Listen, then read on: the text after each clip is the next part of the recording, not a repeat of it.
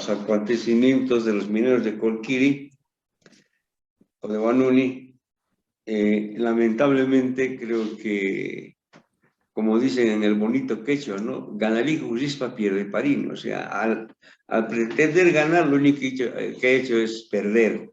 Eso es lo que han hecho, ¿no? Porque, para empezar, se han hecho engañar en la cuestión de la gestora, ¿no? Que no los van a incluir ellos temporalmente, van a ser como que el gobierno, con la complicidad, no digamos en este caso de la Centro Boliviana, ¿no? Una cosa es la Centro Boliviana y otra cosa son los que la conducen, en este caso con la complicidad de Guarachi y todo el séquito que tienen ahí. Después de esto, cuando ellos intervienen, salen los de la Confederación de Fabriles, quienes les respaldan plenamente a Guarachi. Además de que piden mandarlos al Tribunal de Honor a todos los interventores de la Central Boliviana. Entonces, compañeros, yo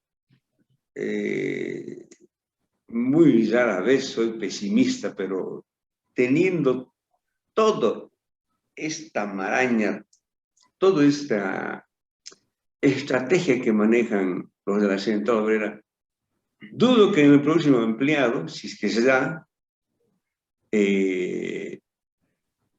logren aprobar que se llame a un congreso. Más al contrario, creo que lo van a ratificar. No olviden ustedes que la gran mayoría de los delegados que participan dentro de los asambleas de aquello son los fabriles y someten a votación, ganan toditos. Cochabamba, Fabriles, Santa Cruz, Fabriles, además están los petroleros, el famoso borde. Entonces, si se someten a votación por aclamación, logran ratificar a Guarachi. Ahora, si logran realmente conseguir que por lo menos se apruebe una convocatoria de un congreso, eso sería una maravilla, sería un gran triunfo. Eso por mi criterio respecto a los mineros y la Central Obrera. Bueno, ya lo he indicado, ¿no? Un poco anticipé la cuestión de la gestora. Nosotros, una vez que salió el decreto, la 2248, en enero de 2015, para el funcionamiento de la gestora, el 16 de noviembre del 2016, hicimos una reivindicación de los jubilados y prejubilados del nuevo sistema social obligatorio, a la cabeza del licenciado Carlos Quiroga, mi persona como vicepresidente. En estas reivindicaciones, compañeros, planteamos 4 puntos, ¿no? Donde ya aquella vez, compañeros, nos habíamos manifestado las consecuencias de la creación de la famosa gestora. Ya habíamos indicado y habíamos pedido de que se abrogue aquella... un minutito, por favor.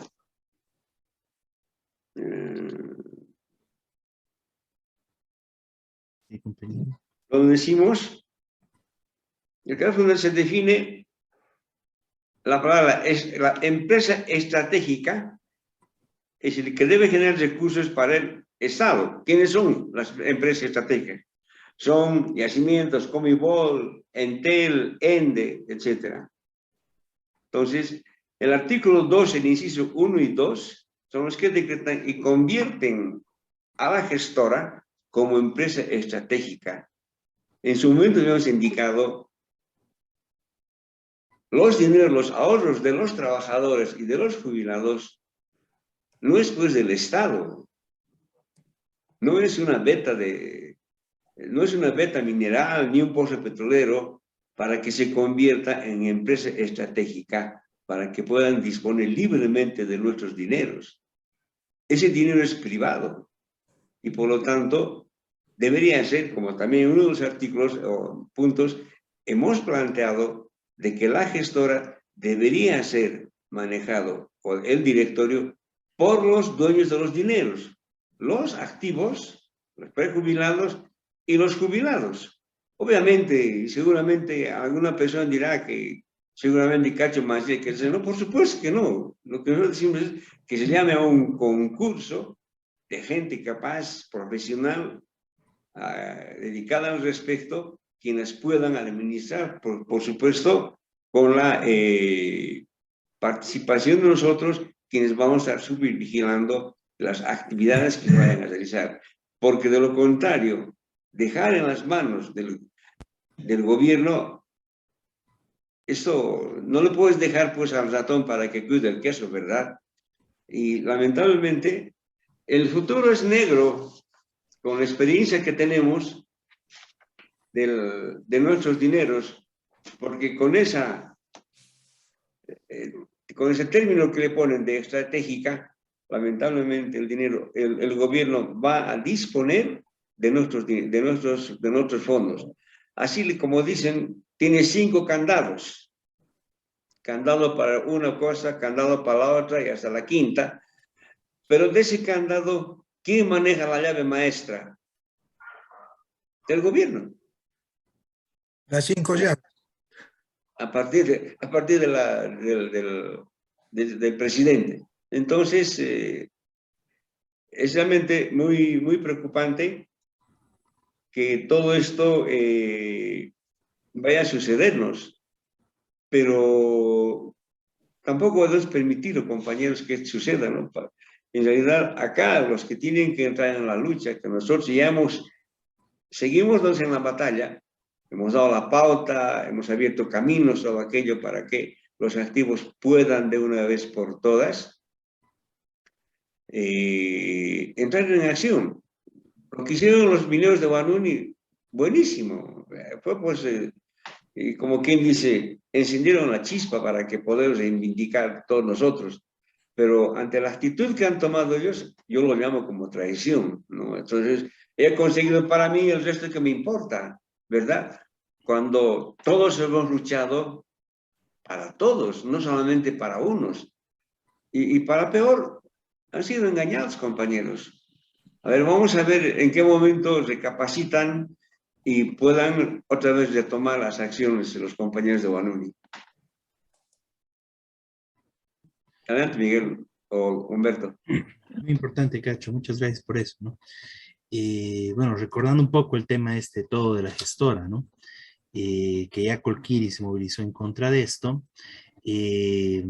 No, lo que logró Huanuni, que bien señala Cacho, lograron para ellos, es que no se pase todavía la información de los trabajadores de Huanuni a la gestora, ¿no? Entonces lograron que eso se paralice, ¿no? Y se va a discutir y se va a ver la posibilidad de que algunos trabajadores integren el directorio, ¿no? De la gestora, ¿no? Pero ahí quedó, ¿no? Entonces es cierto de que no se ha resuelto esto y es muy justificado esta desconfianza que también mostraron los maestros en general, tanto urbanos como rurales, respecto a que la gestora maneje los fondos de jubilación de todos los trabajadores, ¿no? Y eso tiene que ver con, bueno, obviamente tampoco se puede generar ni plantear que había confianza en las anteriores AFPs, ¿no? Es más, en general hubo grandes movilizaciones del conjunto de los trabajadores por cambiar ese sistema, ¿no? Por retomar el sistema anterior, el sistema tripartito, solidario, en contra del sistema del aporte individual que representa las AFPs. Y bueno, y el gobierno no cedió ante eso, y simplemente lo que hizo es pasar de una AFP privada a esta AFP pública, ¿no? Pero ya en las AFPs el gobierno a veces solicitaba fondos, ya empezó a meter sus manos cuando era privado y con mucha mayor razón es posible que lo haga ahora que es una empresa pública, estatal, ¿no? Y justamente esa es la gran desconfianza de los trabajadores, ¿no? Y también es importante señalar de que con el tema del control obrero de la gestora, el control de los trabajadores, como bien señala Cacho, que los jubilados y los activos, ¿no? O sea, los activos y los pasivos sean los que en realidad administren todo esto, sean los que realmente formen el directorio, eh, bueno, es lo mínimo, digamos, en este tipo de situación, ¿no? Y claro, y el gobierno lo que quiere hacer es simplemente poner algún punto, algún hito que entre ahí para observar, etcétera, pero nada más. Y seguramente de sus afines, ¿no? Del CEN de la COB, etcétera, ¿no? Y el otro elemento ahí es justamente velar por eso, ¿no? El objetivo del control obrero y del control de los distintos sectores que aportan a las AFPs, bueno, ahora la gestora, no es para que haya una persona que gane un gran salario ahí y punto, ¿no? Y porque algunos del CEN de la COB, Guarachi y compañía pueden estar pensando eso, ¿no? El objetivo es controlar realmente, administrar y que no haya ningún mal manejo, ninguna mala administración de esos fondos, porque de eso depende el futuro, la jubilación de de muchos trabajadores del país, ¿no? De los trabajadores formales y del país, ¿no? Del conjunto de los aportantes, ¿no? Ese elemento quería aportar. Tal vez Miguel quieras aportar algo, Eliseo.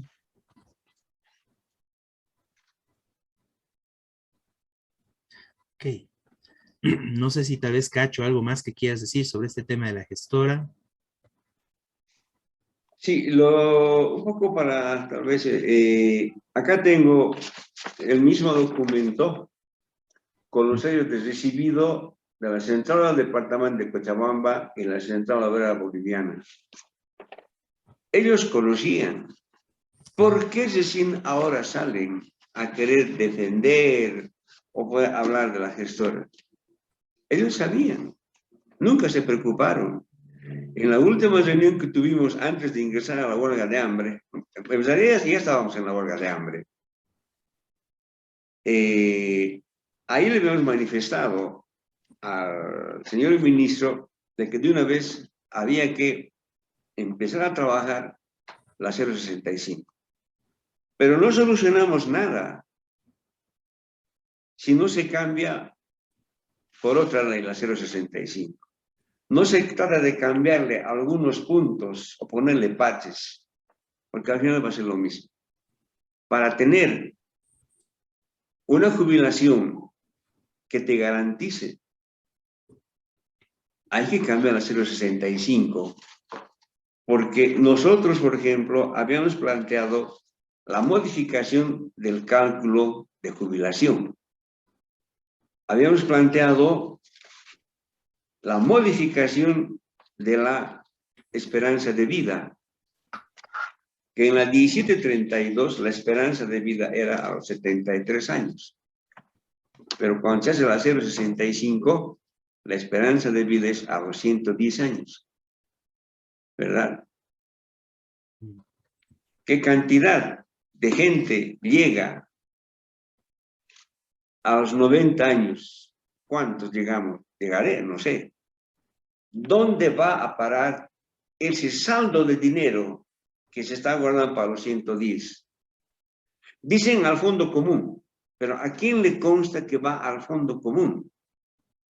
Hasta antes que entre la gestora, ¿qué se decía? Fondo común de los fallecidos. Ese fondo común debería ir para la distribución equitativa de los que estamos vivos. Pero hasta el día de hoy jamás hemos recibido un solo centavo de ningún lado, en absoluto, ni por la ganancia de que se generan las AFPs por los dineros que se ha prestado a las empresas y a la banca, o de los dineros, más de los 7.000 millones que debe el gobierno a las AFPs, no tienen un solo centavo de ganancia. Entonces, por esa razón es que decimos de que se tiene que cambiar la 065. Si no se cambia la 065, compañeros, y vamos a continuar con lo mismo, no hemos hecho absolutamente nada. Adelante. Muy bien, muy cierto ese tema. Eliseo. Sí, así es, ¿no? Como dijo el compañero Cacho, ¿no? Necesariamente los trabajadores piden el cambio de la ley 065, ¿no? Y son irregularidades que en su punto lo ha atinado el compañero Cacho, ¿no? ¿Cómo es posible que piensen que vamos a vivir hasta 110 años? ¿No? Y yo creo que desde todo punto de vista, el tema de la escala de jubilación también se ha pedido de que pueda revisarse, pero lamentablemente nuestros dirigentes solamente quieren solucionar con un pronunciamiento, con un voto resolutivo, ¿no? Con una conferencia de prensa. La experiencia nos enseña aquellos pronunciamientos, conferencias de prensa no solucionan, ¿no?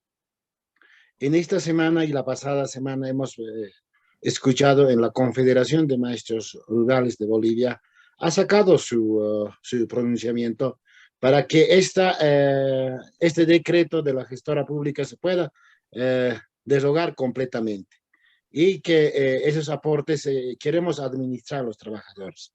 La Federación Departamental también en esta semana ha sacado su pronunciamiento, pero en los hechos llega hasta ahí. Y el gobierno sabe que hasta ahí va a llegar, ¿no? Los trabajadores en este momento no somos capaces de salir a las calles para defender aquello, ¿no? Yo no entiendo, lamentablemente, la conducción de la Central Obrera Boliviana, los dirigentes más, espero que lo que diga esté mal, ¿no? Se han prestado a este juego, conocen de aquello, deben ser partícipes seguramente, ¿no? Y las confederaciones también quienes toman la decisión en este aspecto, ¿no? No puede ser de que el gobierno trate de administrar eso. ¿Cuándo los gobiernos, en qué país ha administrado de la mejor manera posible, ¿no? El miedo de los trabajadores es de que estos fondos de jubilación puedan ser utilizados en cualquier momento que les parezca al gobierno para cualquier otro asunto de que pueda utilizar.